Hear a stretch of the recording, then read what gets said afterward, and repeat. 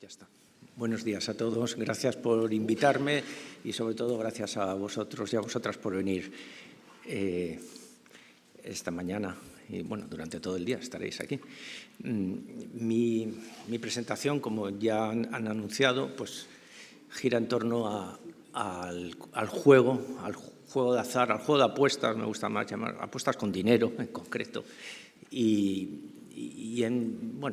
pretendo hacer una reflexión general que nos llevará a contrastarla con unos datos todavía, datos escasos y preliminares, porque no hay mucho estudio. Y en esto quería anticipar las gracias a la sensibilidad de la Diputación que ha tenido en todo momento hacia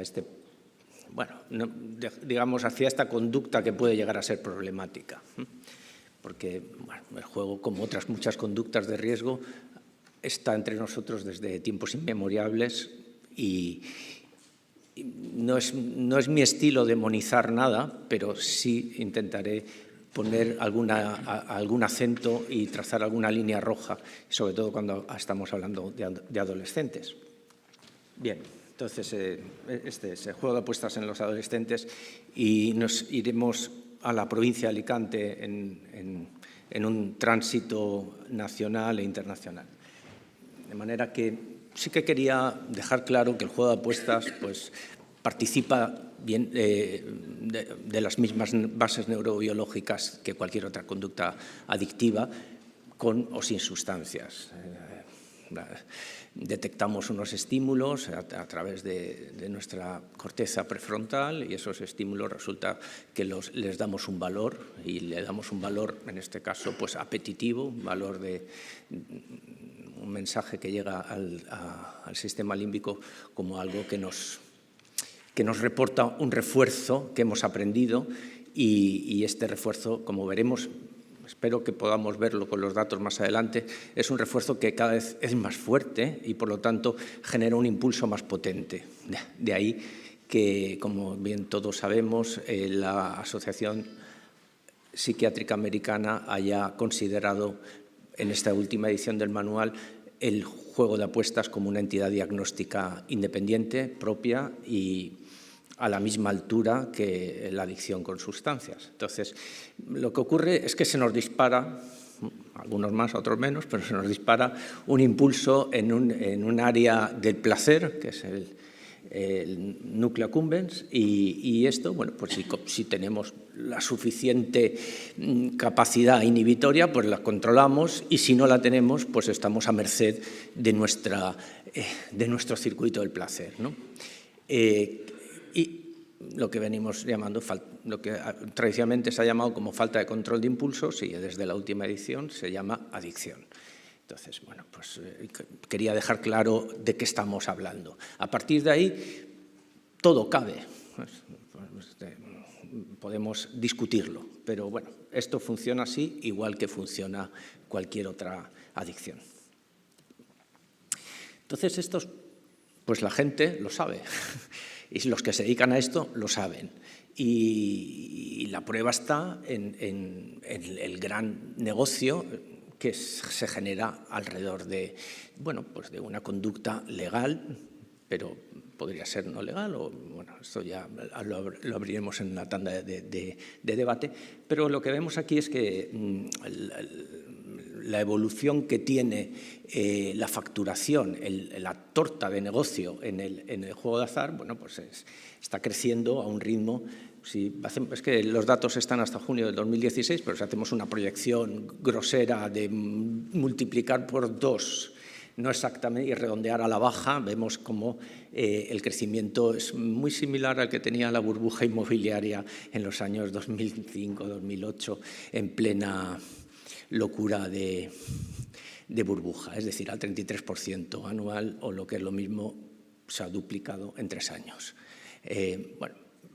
No hemos tocado techo, esto puede ir a más, y esto es dinero.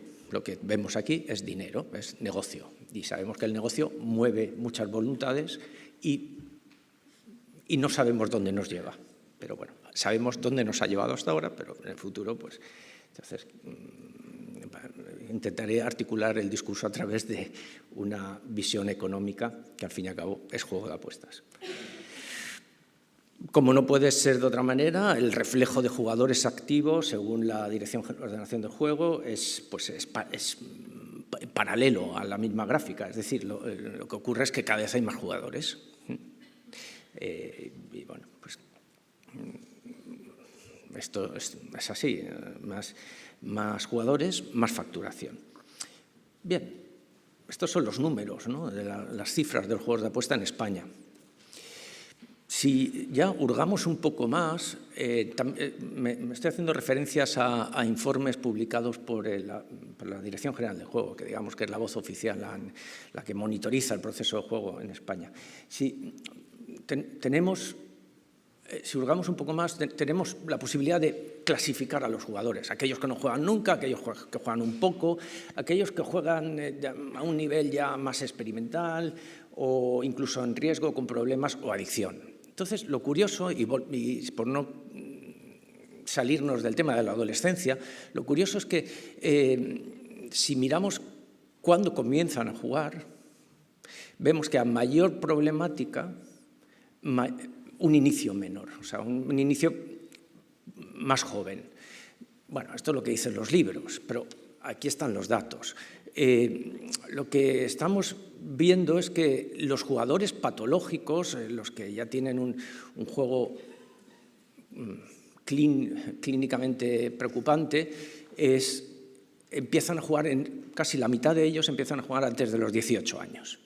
Bueno, insisto en que no quiero demonizar ninguna de las conductas, y este es el debate que me gustaría un poco abordar luego, pero no voy a hacer aquí la teoría de la escalada, es decir, el que fuma un porro acaba inyectándose heroína, no se trata de eso, pero bueno, habrá que poner algún tipo de línea.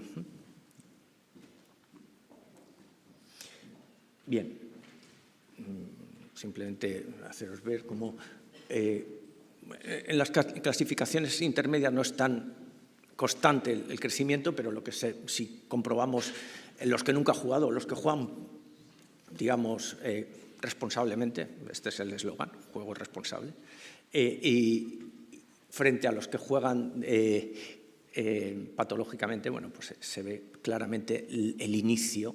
Si consiguiéramos que no se jugara en la adolescencia, lo que encontraríamos es muchos menos jugadores patológicos. Esa es la relación o la hipótesis. Bueno, pues ya hemos visto las grandes cifras. En Europa es un problema, como en España, diría muy similar en España, con toda la variedad que tiene Europa.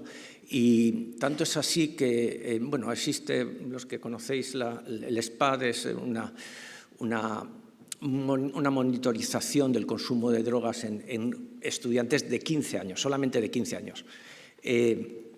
Y en esta monitorización se hace cada 3, 4 años, no es muy regular y se viene haciendo como ya unos 15 años, una cosa así. Entonces, nos da una visión comparada de países. España, este año, en la última, en la publicación del 2015, la anterior fue del 2011, en la publicación del 2015 han incluido juego patológico. Hombre, por algo será. En las anteriores no estaban incluidas. Han incluido otro tipo de conductas o potencialmente adictivas, ¿no? Que antes era solo drogas, ahora han incluido, entre otras, la que nos interesa, la de juego patológico. Bueno, juego de apuestas, no juego patológico, juego de apuestas. Entonces, vemos que en la media europea está en torno al 14% y en España estamos un pelín por encima de la media. Aquí tal vez en la siguiente,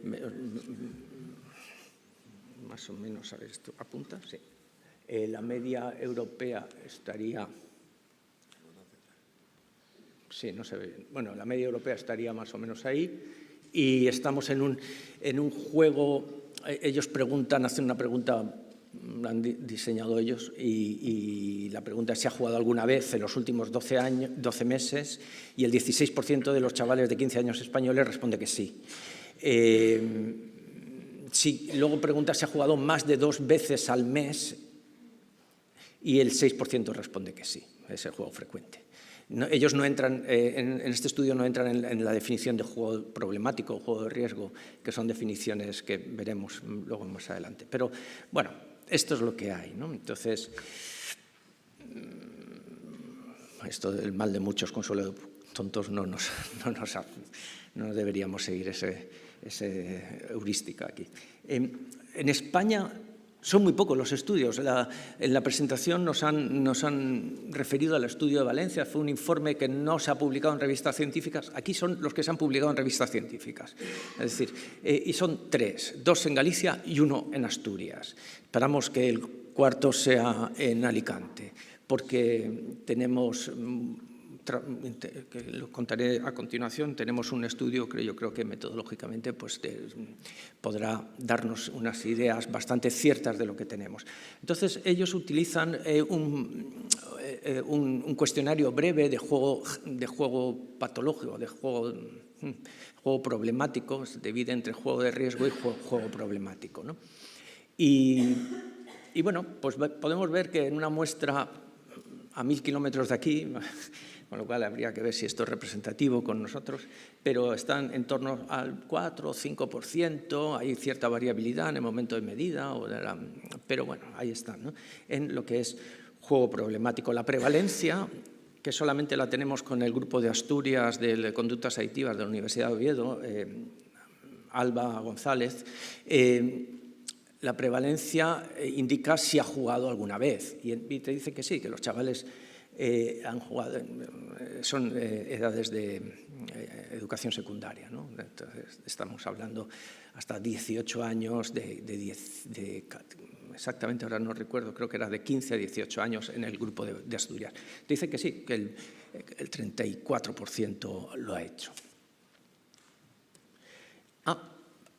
Aquí tenemos ya datos preliminares. Insisto en que son preliminares porque los datos son muy frescos, son de octubre y no nos ha dado tiempo a meter toda la base de datos, todos los resultados en la base de datos que yo con tiempo para presentarla hoy. Pero sí que hemos conseguido meter un tercio y nuestra muestra es el doble de las que hemos visto en otros lugares de España. Es decir, estamos en torno a los 3000 participantes, con lo cual aquí os presento 900, datos preliminares de 900 que sí que nos van a dar una idea bastante aproximada de lo que vamos a encontrar espero que en un mes.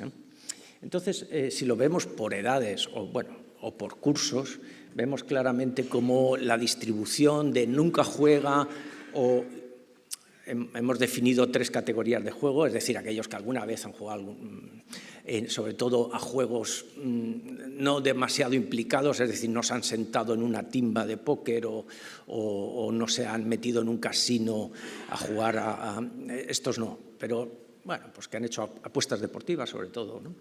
Serían los naranjas, ¿verdad? Les hemos llamado leve, una modo de probar a ver qué tal, ¿no? Luego los moderados son aquellos que sí que han jugado más de 3 veces en el último mes. Hay autores que estos ya les pondrían como en riesgo, podríamos llamarle así, ¿no? La nomenclatura la hemos variado. Y los graves son aquellos que, bueno, pues, o que juegan con bastante frecuencia, con una frecuencia superior a 3 o más veces en el último mes. Y vemos cómo la edad parece que es una variable que define muy bien los resultados, la edad. Y estamos en torno, si sacamos la media, estamos en torno a ese 30 y tantos % que consiguieron los asturianos. O sea, que parece que entre alicantinos y asturianos no hay mucha diferencia. En cuanto a la variable que mejor define el riesgo es ser hombre o mujer, una variable difícil de intervenir en una intervención preventiva, o sea que esto es lo que hay. Los hombres somos en general más disruptivos, menos normalizados en cualquier conducta que suponga una cierta normalización Entonces, bueno, pues efectivamente los hombres estamos en torno al 5 veces, 5% más, ¿no? Quiero decir, estaba pensando en las en las estadísticas europeas. Aquí, bueno, pues hay unos 35 puntos de diferencia. Nosotros no usamos el SOC, usamos otro cuestionario, un cuestionario de Ocheburrúa, se llama Cuestionario Breve de Juego Patológico, que tiene 4 ítems, y ahí podemos determinar lo que es el jugador problemático, ¿no? Y vemos que efectivamente pues el 80%, solamente 1 de cada 5 puntúa en algún ítem de los 4. Vemos que el ítem que más prevalencia tiene es el de arrepentirse de haber jugado, el de una especie de, bueno, tal vez no sea el más importante, pero es tú me cortas cuando, sí. Yo estoy mirando el reloj, perdón. De manera que tenemos un 17% de jugadores en riesgo. Esto ya empieza a preocuparnos, ¿no? A poner líneas y empezamos a relacionar con las anteriores diapositivas de cómo los que empiezan a jugar, ese 17% podrían acabar en fin, hay que estar atentos porque podrían acabar en ese 50% de jugadores patológicos que comenzaron antes de los 18 años. Entonces, otra cosa es la intervención que hagamos, pero esto está por ver todavía. Bueno, aquí quería hacer simplemente recordar lo que tenemos hoy en día con la nueva versión del DSM-5, en donde nos define el juego patológico, el juego como conducta adictiva, y lo define en base a esos criterios que son los mismos criterios que cualquier otra conducta adictiva, en donde, bueno, pues haber pedido dinero para seguir jugando o para cubrir deudas, sentir esa necesidad, craving, esas ganas de jugar irrefrenable cuando tienes presentes los estímulos o cuando llevas un tiempo sin jugar, las consecuencias del juego, ¿no? El deterioro social. Los chavales no va a ser pérdida laboral, pero sí que va a ser pérdida de amistades porque le has debido dinero a uno o por... ¿vale? El uso, y esto lo hemos medido específicamente en nuestro estudio, el uso del juego como un recurso de afrontamiento, de huida, ¿no? O sea, tengo problemas y, bueno, mira, cuando juego, es que me olvido de todo, ¿no? O sea, eso se va desarrollando. Bueno, actos ilegales, pues haber robado, lo que sea, pérdida de control, es decir, la necesidad o más que la necesidad es la percepción de haber querido no jugar o jugar menos o no jugar hoy y al final, mira, me lo he gastado todo. Eso es una pérdida de control, cuando uno se impone a sí mismo un control. Bueno, las mentiras, la tolerancia, es decir, necesidad de jugar con más cantidades o con más frecuencias o a juegos más que uno percibe de más potencia, ¿no? Entrar en una timba o entrar en un casino, cuando antes era online, esa escalada, para obtener un nivel de satisfacción similar. Recuperar las pérdidas, esto entraría un poco dentro de lo que es el pensamiento mágico, ¿no? del jugador, y bueno, y al fin y al cabo tener una conciencia, esto no siempre se ocurre, ocurre en fases posteriores, una conciencia de que tengo un problema y aún así sigo jugando.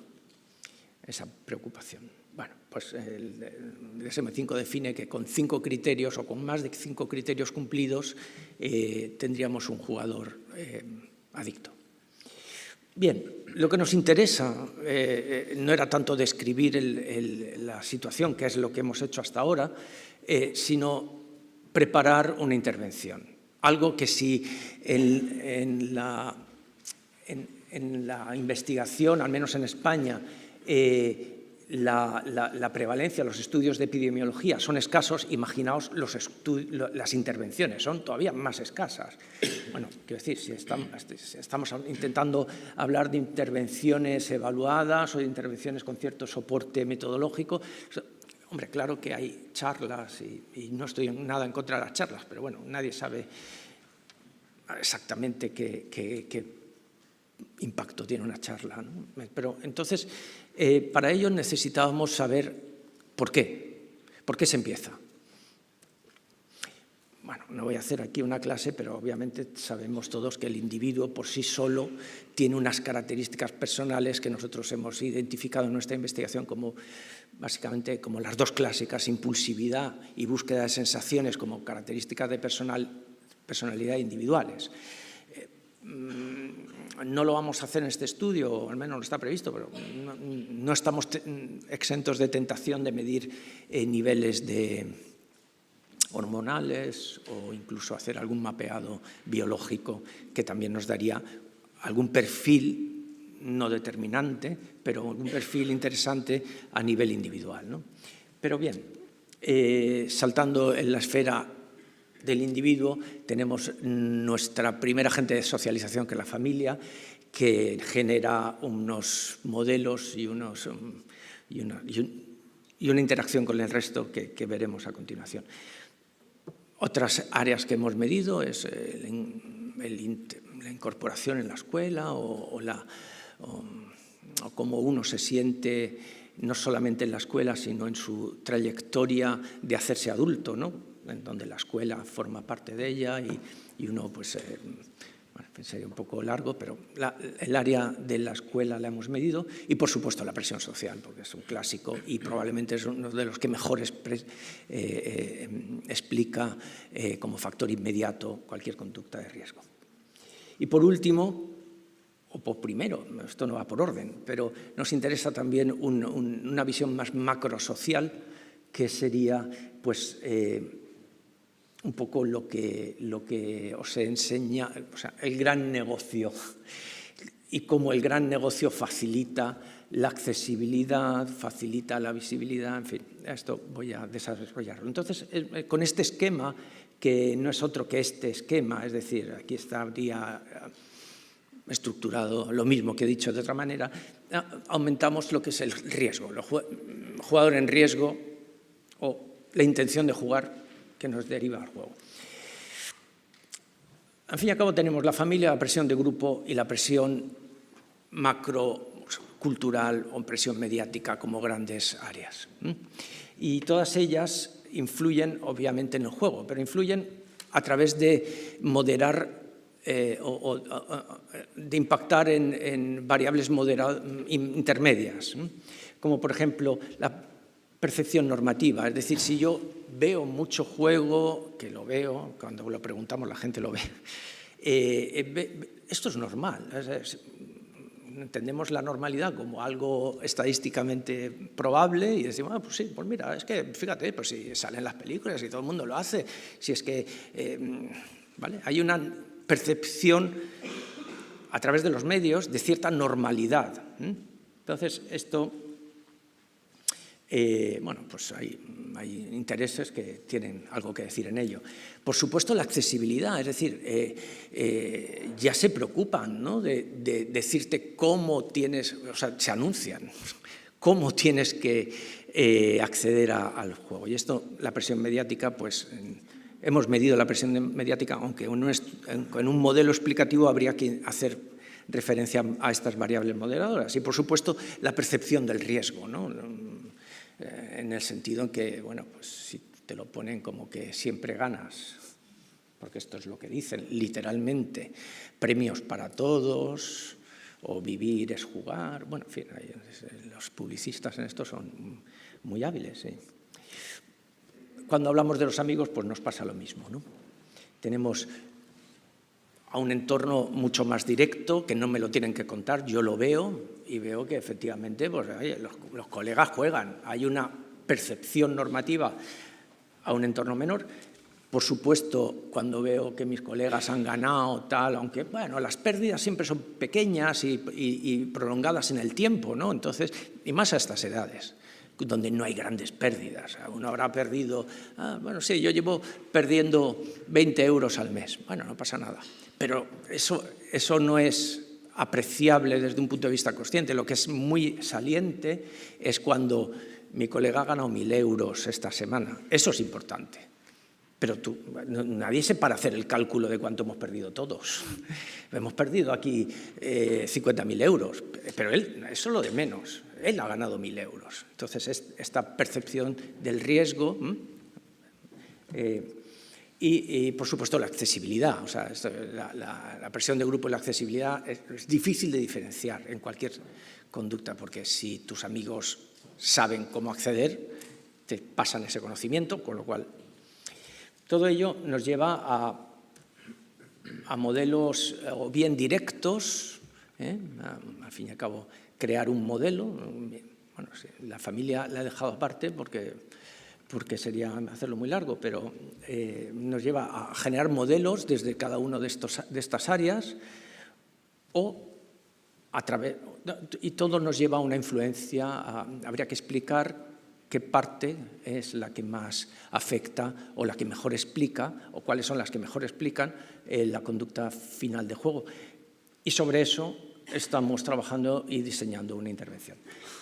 Modelos, pues bueno, tenemos modelos y muchos, no me cabían todos en la diapositiva, pero curiosamente me he puesto 2 del deporte y lo he hecho a propósito, ¿no? Porque la ley del juego dice que no se puede. Bueno, ellos aquí no están jugando, con lo cual es como su vida privada. Yo en mi vida privada, otra cosa es que podemos hablar también qué significa esto de la vida privada de un personaje público, y qué responsabilidad social tiene, ahora que se habla tanto de la responsabilidad social de las empresas.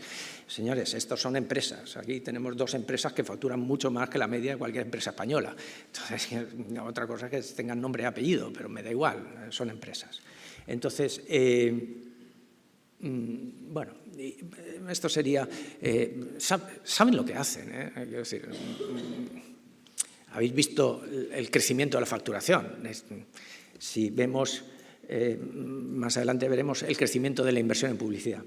En cuanto a accesibilidad, también, cada vez es más fácil, no hace falta identificarte, puedes comprar una tarjeta prepago que te da un código y entras en el sistema, y aquí el sistema no sabe si tú tienes 18, 12 o 25 años, no lo sabe. Entonces, simplemente eres un número con unos dineros que has conseguido en una gasolinera o en un kiosco o en un estanco comprando una tarjeta prepago, que por otro lado que son tarjetas prepagos. Vale, son tarjetas prepago que sirven para cualquier compra por Internet, también esto. Bueno, las hay exclusivas de juego como la que emite la Fundación Codere. ¿Qué ocurre? Pues que esto se sabe y funciona. O sea, la inversión en publicidad tiene un retorno inmediato en la facturación que hemos visto anteriormente. Bien, ¿hemos tocado techo? Insisto, no creo. Cuando les preguntamos a nuestros chavales cuántas veces has visto, por ejemplo, apuestas deportivas en televisión, vemos que a mayor juego, a mayor intensidad de juego, más diferencia hay entre no haberlo visto nunca y haberlas visto, ¿vale? Aquellos que juegan más. Claro, en un estudio descriptivo transversal no sabemos si está antes el huevo o la gallina. Por eso, como diré en la última, lo interesante es hacer un longitudinal.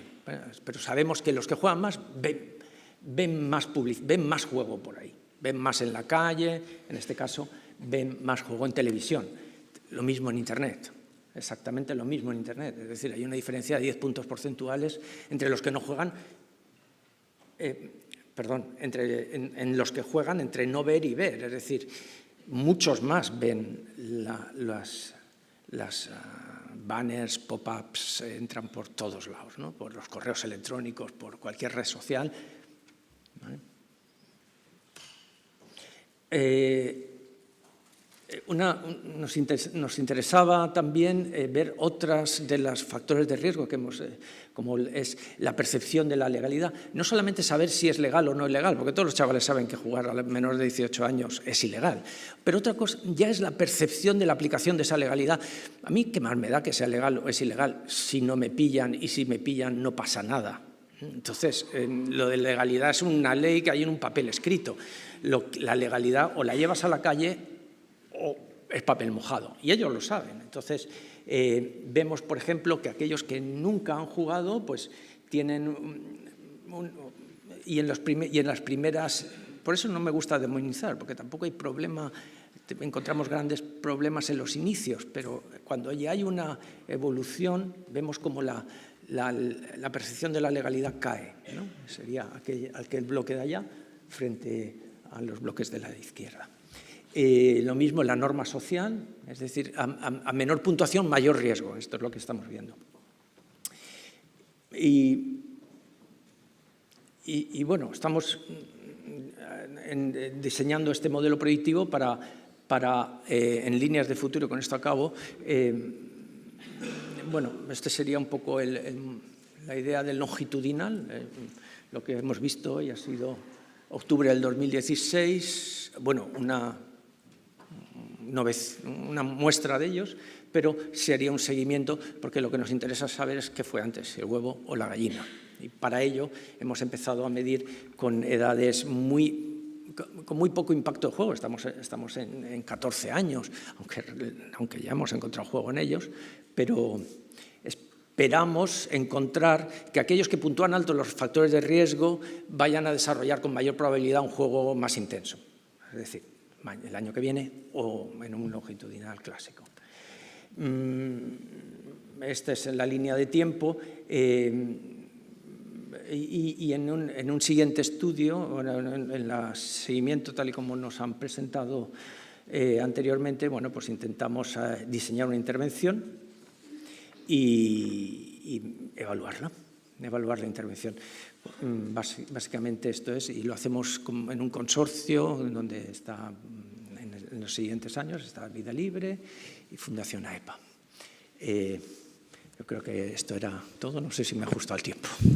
Quería solamente dar las gracias al pequeño equipo y valeroso, a Víctor, Arantxa, a Virginia y a María, y que hemos hecho un trabajo rápido en el mes de septiembre y octubre para tener estos datos aquí.